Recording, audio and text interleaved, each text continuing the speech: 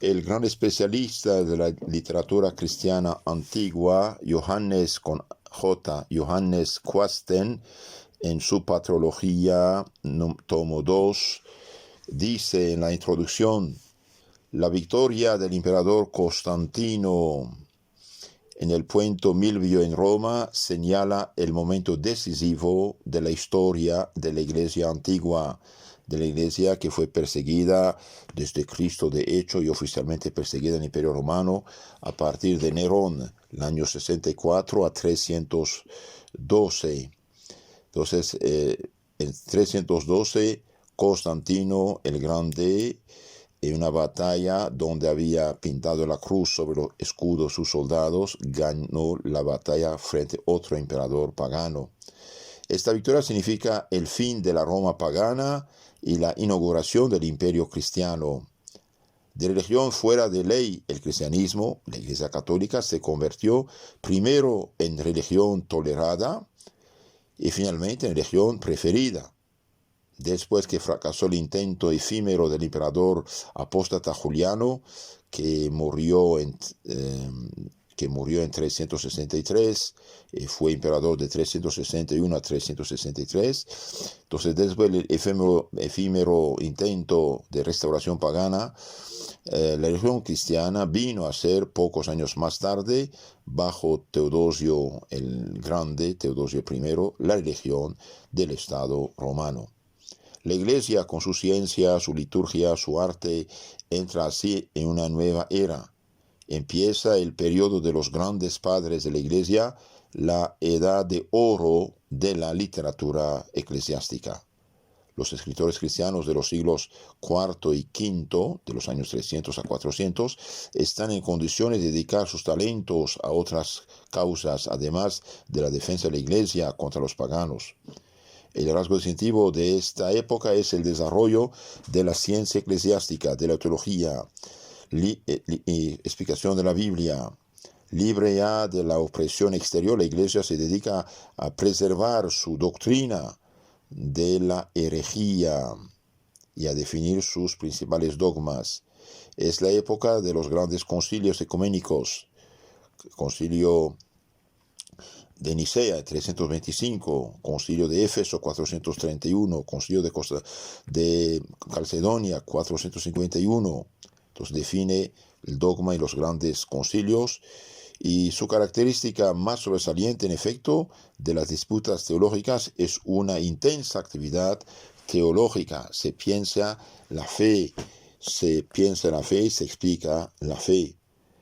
La mayor parte de los escritores, absorbidos por los problemas candentes de su época, se entregan a la polémica y al dogma, principalmente en Oriente, escenario de los famosos concilios que dijimos de Nicea, Constantinopla, Éfeso, concilio de Constantinopla en 381. Un crecido número de eminentes escritores se enfrentan con las herejías del arianismo, macedonismo, sabellianismo, nestorianismo, apolianismo, monofisismo.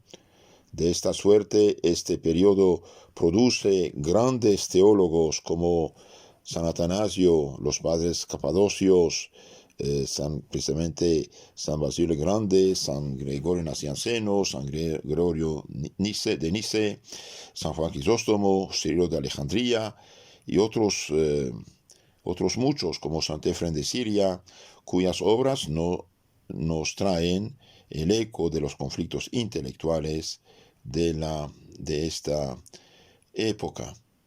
Además del desarrollo interior de la ciencia teológica, hubo un segundo elemento que contribuyó a la realización de la literatura cristiana en el periodo post-constantiniano. A la victoria de la religión cristiana siguió la franca asimilación de la educación y del saber profanos y la adopción decidida de todos los géneros literarios tradicionales. Así, por ejemplo, los autores clásicos de la Iglesia griega, como San Basilio el Grande, Gregorio de Niza, Gregorio Nacianceno, reúnen en sus personas, juntamente con una excelente preparación teológica, una gran cultura helenística, griega, romana, brillante elocuencia y dominio del estilo. Todo ello aprendido en escuelas y academias antiguas. Nacía así un humanismo cristiano en el que la literatura eclesiástica alcanzó su perfección. La libertad de culto concedida por Constantino dio muy pronto como resultado la conversión en masa. La Iglesia viene a ser un factor dominante en el mundo. El peligro grave estaba en que no hubiera una suficiente transformación de los corazones y de las inteligencias, dando pie a un relajamiento de la moral y de la vida espiritual de los cristianos. Para impedirlo, la Iglesia produjo el monaquismo, los monjes, los padres del desierto. Por miles y miles los jóvenes buscaban su salvación, santificación en los desiertos, en los conventos, en los monasterios. Entonces, los monjes renuncian al mundo y abogan por la vida de ascetismo, de penitencia, de oración, de misticismo, de la unión del alma con Dios. En un principio, el nuevo movimiento reaccionó violentamente contra todo ensayo de humanismo cristiano y contra todo maridaje entre la cultura clásica y la religión cristiana.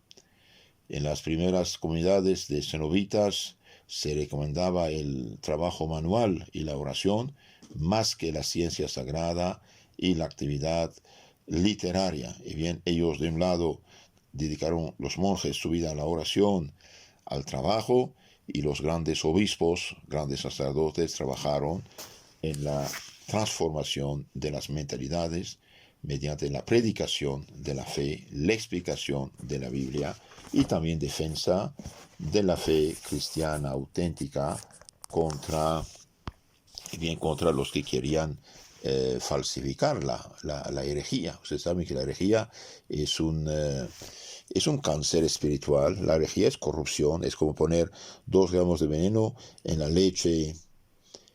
Mientras tanto, los antiguos centros de saber eclesiástico, las escuelas de Alejandría, de Egipto y Antioquía de Siria, no interrumpieron su labor de interpretación del libro de los libros, la Sagrada Escritura. Sus puntos de vista divergentes ya quedaron suficientemente explicados en las charlas anteriores.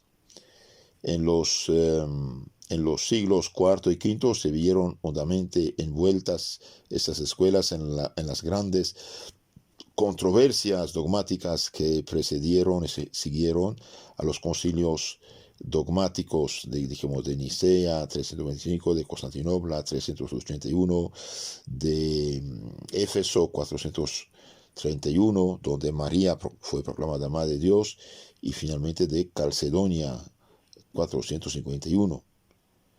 La escuela de Alejandría, digamos la Universidad de Alejandría, que había llegado con Orígenes a la cima de su apogeo, conoció en el siglo IV una segunda primavera, aun cuando en lo principal siguió el impulso y las ideas de su gran maestro. Se desembarazó, sin embargo, de algunos de sus errores, usando la exégesis alegórica únicamente por fines de edificación. Hay pues una diferencia entre los miembros antiguos y los miembros nuevos de esta escuela. Como Ario y otros herejes trataban por todos los medios de probar sus opiniones erróneas por la Escritura, para refutarlos, la escuela neoalejandrina adoptó en todas las discusiones, controversias, polémicas y teológicas la interpretación histórico-gramatical de la Escritura, propugnada desde siempre por la escuela de Antioquía. Entonces, este hereje, tatarabuelo testigo de Jehová, Ario, negaba la divinidad de Cristo. Y claro, con la Biblia querían mostrar sus herejías. Y bien los teólogos, los sacerdotes, y bien de la escuela de Alejandría, dijeron, vamos a estudiar, interpretar la Biblia de una manera histórico-gramatical, tomar el texto tal cual.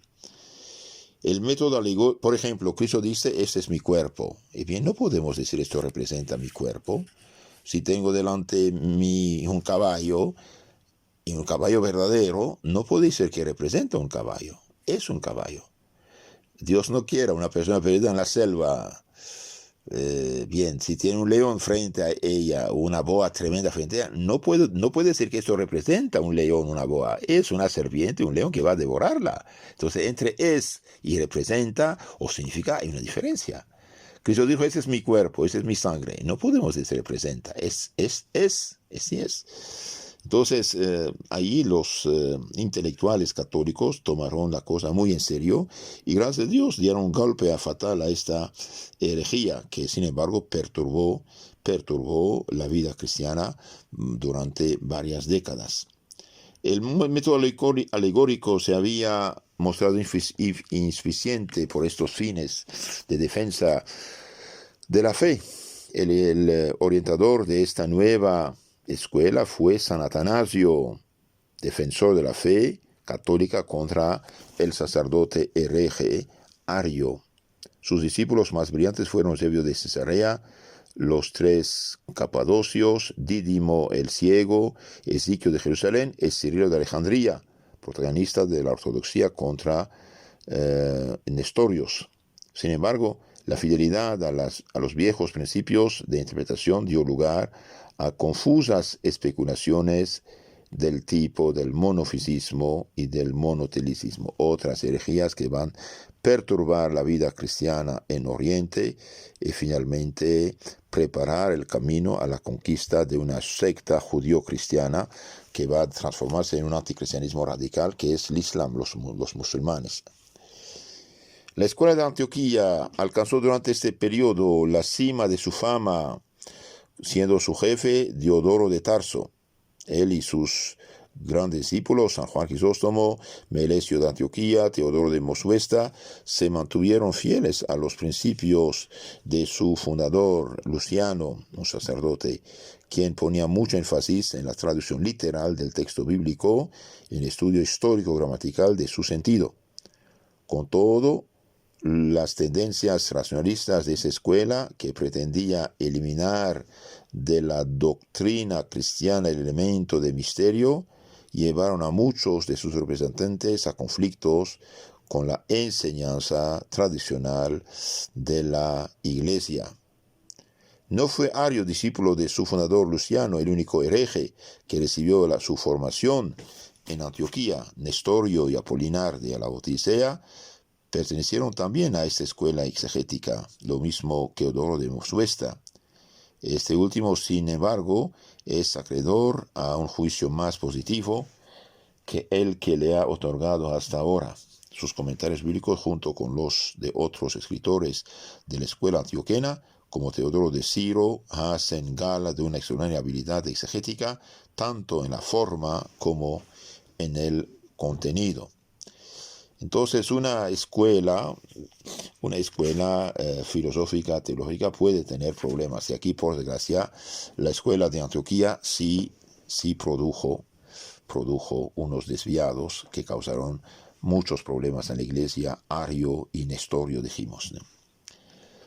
Los progresos hechos en la explicación e interpretación de la Sagrada Escritura, así como la técnica desarrollada por las escuelas helenísticas de retórica, las escuelas griegas de retórica, contribuyeron al enorme éxito de otro género literario cristiano en el periodo post-constantiniano, que supera en importancia a todos los demás géneros. Es la homilía.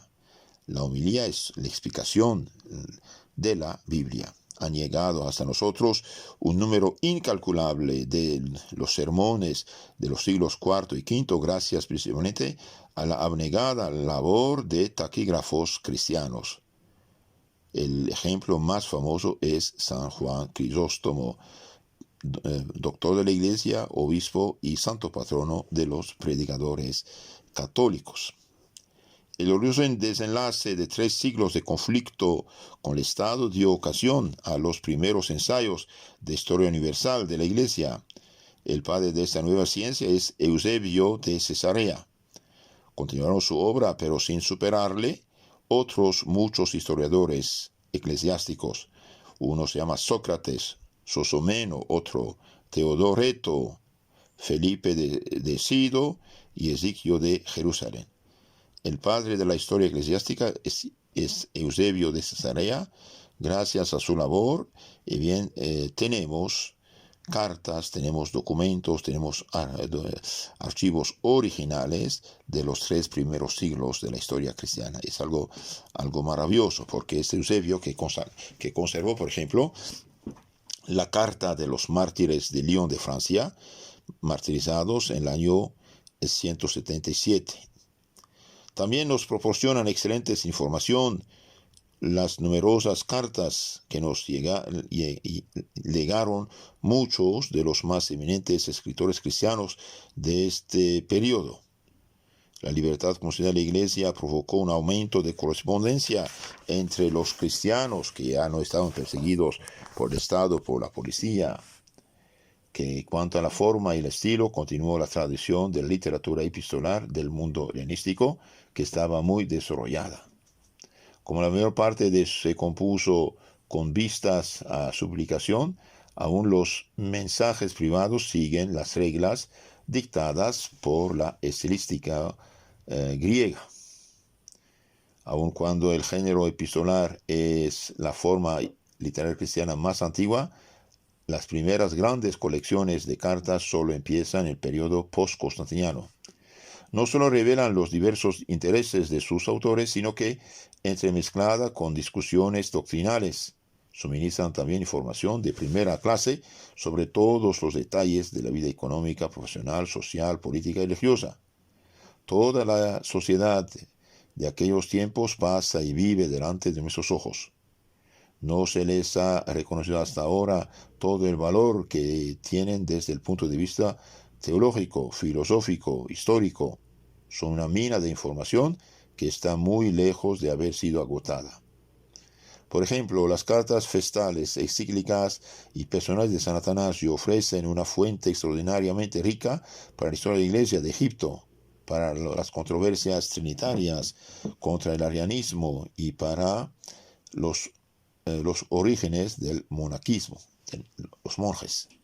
Las cartas de San Basilio el Grande son perlas de arte epistolar cristiana que no han sido superadas todavía, por lo que toca el lenguaje, el estilo, a la profundidad y al calor de sentimientos, a la gama de temas abordados y variedad de relaciones personales. Ahí están también los chispeantes cartas aticistas de Gregorio Nacianceno, los mensajes de Gregorio de Niza, prácticos y llenos de sabiduría, y las misivas cartas de San Juan Crisóstomo, tiernas y valientes, así como la elegante correspondencia de Sinesio de Cirene. Todos los tipos de la epistografía antigua encuentran su perfección en estas grandes colecciones. También tenemos la poesía. Hubo varios poetas muy cristianos. No seguían la rapsodía antigua, pues imitaban la traducción en prosa de los salmos. Sin embargo, en la época post-constantiniana, la Iglesia entra en este campo en competencia con el paganismo agonizante y con los herejes que intentaban popularizar sus doctrinas con cantos populares.